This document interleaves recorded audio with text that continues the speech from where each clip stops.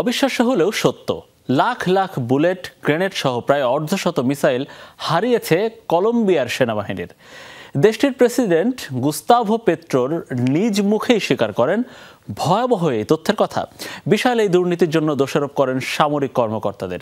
অভিযোগ, অবৈধ অস্ত্র ব্যবসায়ীদের কাছে বিক্রি করে দেওয়া হয়েছে বিপুল পরিমাণ এসব অস্ত্র ভাণ্ডার। ডিজাইন, এলিগেন্স, বিউটি, সেরা পণ্য সবার জন্য। অস্ত্রাগার ঘিরে কড়া নিরাপত্তা, বিশাল প্রোটোকল মেনে তবেই করা যায় প্রবেশ। অথচ এই কড়াকড়ির মধ্যেই খোয়া গেছে বিপুল পরিমাণ গোলাবারুদ। সম্প্রতি কলম্বিয়ার সেনাবাহিনীর দুটি ঘাঁটি থেকে হারিয়েছে লাখ লাখ বুলেট, গ্রেনেড সহ অন্যান্য সামরিক সরঞ্জাম। মঙ্গলবার এক সংবাদ সম্মেলনে একথা স্বীকার করেন খোদ দেশটির প্রেসিডেন্ট গুস্তাভো পেট্রো।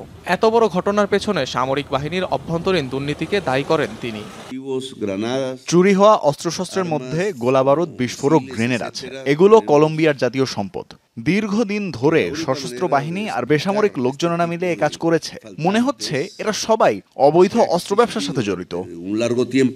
হয়ে যাওয়া এসব অস্ত্র সরঞ্জামের পরিমাণও বিশাল। দুই সামরিক ঘাঁটির অস্ত্রাগার থেকে চুরি হয়েছে 51 লাখেরও বেশি বুলেট, যার মধ্যে শুধুমাত্র লা গুয়াজিরা ঘাঁটি থেকেই হারিয়েছে 42 লাখ বুলেট।